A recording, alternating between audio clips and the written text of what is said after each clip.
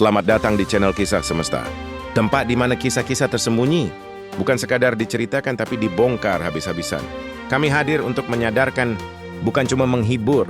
Dan kali ini kita akan membahas sesuatu yang mungkin sering kamu lakukan saat merasa sendirian, sebuah dosa yang terasa ringan tapi dicatat tanpa henti oleh dua malaikat yang tak pernah tidur.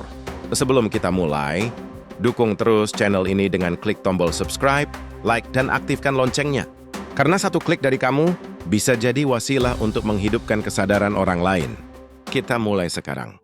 Dosa yang dilakukan saat sendirian. Pernah merasa aman saat berbuat dosa sendirian? Tidak ada yang melihat, tidak ada yang tahu. Tapi ternyata kamu salah besar. Justru dosa yang dilakukan saat tidak ada manusia lain. Yang melihat adalah dosa paling jujur.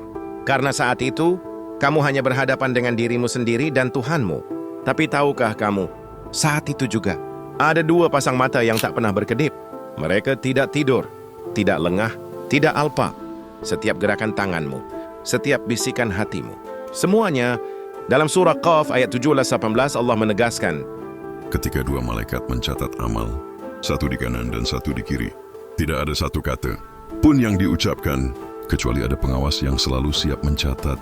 Malaikat Raqib dan Atid, mereka tidak perlu kamera pengintai, tidak perlu saksi manusia.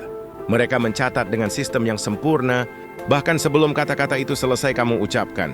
Dosa melihat sesuatu yang haram lewat layar ponsel, dosa menjelekkan orang dalam hati, dosa menunda sholat bukan karena lupa, tapi sengaja.